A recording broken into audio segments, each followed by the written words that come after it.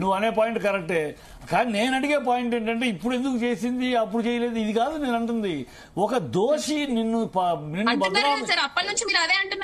అతనితో ఎందుకు ప్రయాణం చేశావు కాదమ్మా, అతనితో ఎందుకు ప్రయాణం చేశావు? నువ్వు ప్రయాణం చేయబట్టి కదా పెళ్లి టాపిక్ దాకా వచ్చింది. నువ్వు అతనికి దూరంగా నేను ఎప్పుడైతే అవమానించి భంగపరిచాడో అతనికి దూరంగా ఉండాల్సింది దగ్గర చాలా ఉండొచ్చు. అమ్మాయి మాస్టర్ అవ్వాలన్న గోల్ తో రావచ్చు, నేను ఎదగాలి అన్న గోల్ తో ఉండొచ్చు. ఇంకా అమ్మాయికి ఒక మాస్టర్ ఇప్పుడు ఎవరికైనా సరే అది అమ్మాయి అబ్బాయినే కాదండి, కుంటి సాకులు అంటారమ్మా. ఇఫ్లు బట్టలు కాదు, ఎవరికైనా ఒక స్థాయికి నిజాయితీ ఉంటే మరీ కుంటి సాకులు అదృష్టంగా భావిస్తున్నానని స్పీచెస్ కూడా నేను ఆయనతో తిరుగుతూ ఉంటాను, ఆయనతో వెళ్తా ఉంటాను, కానీ భయం నాకు.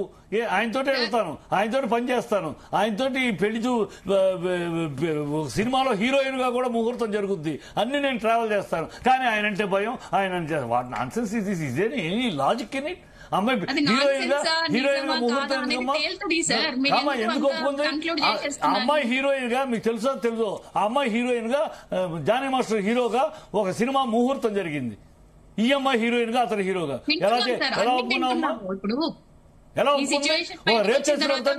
మాట్లాడిన జానీ మాస్టర్ ఆమె చేసిన ఇంటర్వ్యూని గానీ ఇవన్నీ విన్నాము. ఇప్పుడు వినడమే గానీ మనమేం చూడలేదు కదా, దగ్గరికి వెళ్ళి ఎవరు చూడలేదు. నాకు తెలుసు, సినిమా వాడిగా సినిమాలో ఉన్నా నాకు తెలుసు. ఆ ముహూర్తం జరిగింది, వీళ్ళిద్దరు హీరోయిన్లుగా ముహూర్తం జరిగింది, సరదా షూటింగ్ జరగల. నువ్వు ఎలా అమ్మా, నేను ఇంత రేట్ చేసి వాడతాడు, నువ్వు హీరోయిన్ గా నువ్వు ఆ ముహూర్తంలో కూర్చుంటావా? What nonsense. హీరోయిన్ అవ్వాలనుకుంటది కాబట్టి భరించి ఉంటుందండి. హీరోయిన్ కాదు అంటే ఇన్నాళ్ళు ఎవరు హీరోయిన్ అవ్వాలని కాదమ్మా, నేను రేప్ చేసిన వాడితో తిరుగుతావా? నేను రేప్ చేసిన వాడితో కలిసి నటిస్తావా? తర్వాత వాడు గోకేడు అంటావా?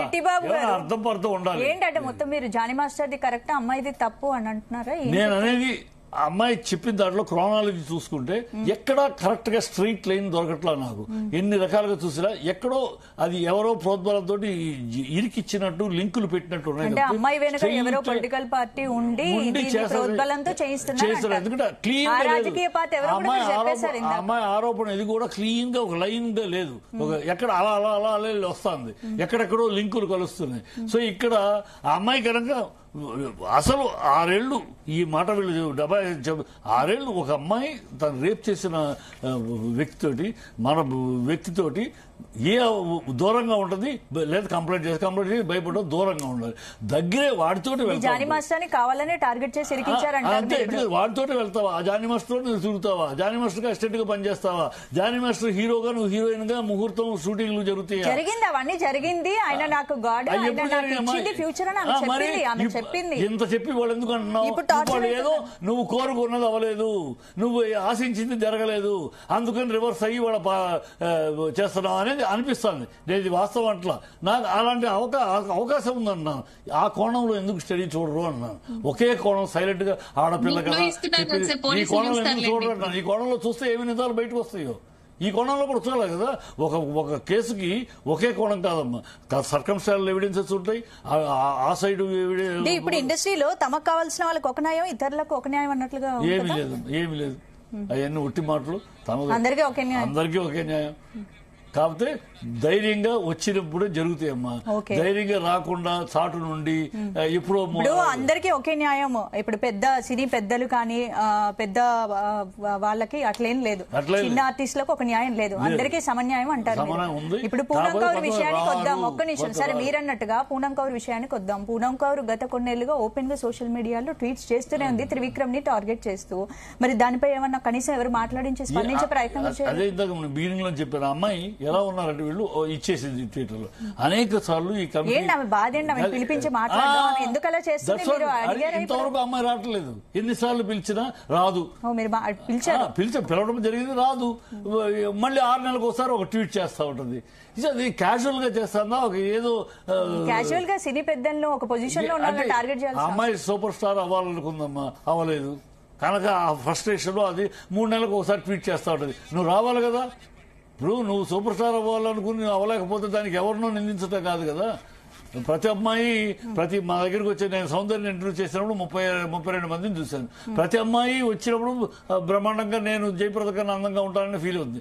కానీ నాకు నా కెమెరా చెప్పాలి అందంగా ఉంది. మామూలు అందం కాదు, నా కెమెరా చెప్పాలి. అలాగే సౌందర్యం సెలెక్ట్ చేశాను. అదేంటండి ఆ అమ్మాయి కన్నా నేను హైట్, అమ్మాయి కన్నా అందం, నాతో పొట్టండి అమ్మాయిలు ఉన్నారు.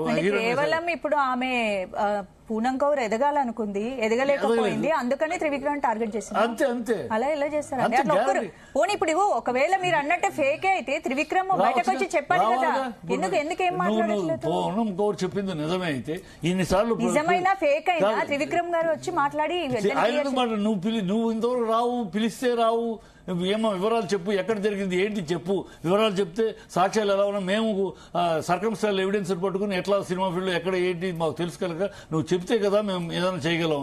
ఏమీ చెప్పదు, ఉన్న మాట మాత్రం అతను దుష్టుడు దుర్మార్గుడు అని చెప్తా ఉండేది. ఇప్పుడు కొరటాల శివ మీద గతంలో వచ్చింది ఒక కేసు ఇట్లాగే, ఆ అమ్మాయి ఏదో వంట మనిషి ఎవరు చేసింది. మొత్తం తీరా ఎంక్వైరీ చేస్తే ఏముంది, అంతా బోగస్. జస్ట్ అలా చెప్పి డబ్బు డిమాండ్ చెప్తే ఏమి కాదు, మొత్తం ఎంక్వైరీ చేస్తే తెలియదు అది. సినీ పరిశ్రమ పర్ఫెక్ట్ గా ఉంది, సినీ పెద్దలు ఉన్నారు, ఎవరైతే అమ్మాయిలు వీళ్ళు చేస్తున్నారో వాళ్ళదే తప్పంటారు. వాళ్ళని తప్పట్లేదమ్మా, వాళ్ళదే కరెక్ట్ అని కూడా కాదు అంటున్నాను. రెండు ఉన్నాయి, రెండు. వాళ్ళ సమాజం గతంలో లాగా లేదు. గతంలో కాలం నాటి లాగా ఆడపిల్లలు పాపం మగపిల్లలు అమ్మ అంటే కాదు. ఇద్దరికిద్దరు అక్కడ శూర్పణకులు ఉన్నారు, ఇక్కడ దుర్మార్గులు ఉన్నారు, రెండు చోట్ల ఉన్నారు. అందరూ సుతపూసలు అక్కడ ఉన్నారు. ఇవాళ సమాజం మారిపోయింది. ఇవాళ మగవాళ్లతోటి పోటీగా ఆడవాళ్ళు ఉన్నారు. ఆడవాళ్ళు మగవాడు ఎలా ఆడదాన్ని మోసం చేసి ట్రాప్ చేస్తున్నాడో ఆడది కూడా మగవాడిని ట్రాప్ చేసి మోసం చేస్తుంది. నిన్నగాక మొన్న చూసే ఒకడు కష్టజీవి పాప కష్టపడి తన పెళ్ళాన్ని చదువుతాను అనుకున్నా అంటే చదువు అంటే ఇష్టమని తను కాయ కష్టం చేసి రాత్రిపోవడం చేసి ఆ అమ్మాయిని చదివించి ఉద్యోగం దుబాయ్కి పంపిస్తే ఆ అమ్మాయి ఏం చేసింది, ఉద్యోగంలో జరగానే పక్క సీట్లో వాడితో లవ్వుపడి అది వీడిని ఇంత కష్టపడి తను చదివించిన మొగుడిని చీపు ఉంది ఊరేసుకుని చచ్చిపోయాడు చూసే. ఇలాంటి ఆడవాళ్ళు ఉన్నారు. కనుక సమాజం మారిపోయింది. గత కాలం నాటి మాటలాగా ఆడవాళ్ళు పాపం మగవాళ్ళు దుర్మార్గులు, ఆడవాళ్ళందరూ సొంతపూసలు, మగవాళ్ళందరూ దుశ్శాసన దుర్మార్గులు అనేది ఆ థాట్ నుంచి బయట. ఇప్పుడు జానీ మాస్టర్ కేసుకు సంబంధించి లేడీ కొరియోగ్రాఫర్ సెన్సేషనల్ కామెంట్స్ చేశారు, ఒకసారి విందాం. ఈ రోజుల్లో చాలా చాలా ఓవర్ స్మార్ట్ అయిపోతున్నారు చాలా మంది. సో బేసిక్ గా నేను చాలా మంది అమ్మాయిల గురించి వీడియో చేస్తున్నాను, అత్యాచారం జరిగిన అమ్మాయిలకి న్యాయం జరగాలని. సో ఎవరైనా ఆడపిల్లల్ని అబ్యూస్ చేసి ఆడపిల్లలతో తప్పుగా ప్రవర్తించిన వాళ్ళకి ఎవరికైనా ఖచ్చితంగా శిక్ష పడాలి. చట్టం దృష్టిలో అందరూ సమానమే, ఎంత పెద్ద వాళ్ళనైనా వాళ్ళని వదలకూడదు. అలాగే ఈ సెక్షన్ల పేరుతో ఓవర్ స్మార్ట్నెస్ తో ఇప్పుడు జరుగుతున్న బయట మగవాళ్లపై ఉన్న ఈ క్రైమ్ రేట్స్ ని ఉద్దేశించి ఒక మగవాడు కష్టపడి సంపాదించుకున్న కెరియర్ ని దెబ్బ కొట్టాలి అని ఓవర్ స్మార్ట్ గా ఉన్న వాళ్ళని కూడా ఖచ్చితంగా అలాగే శిక్షించాలి.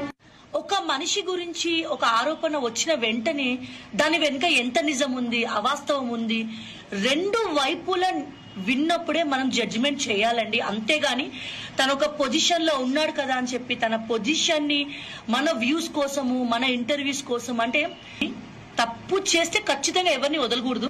ఖచ్చితంగా నిజం అనేది బయటకు వస్తుంది. చట్టం దృష్టిలో అందరూ సమానమే.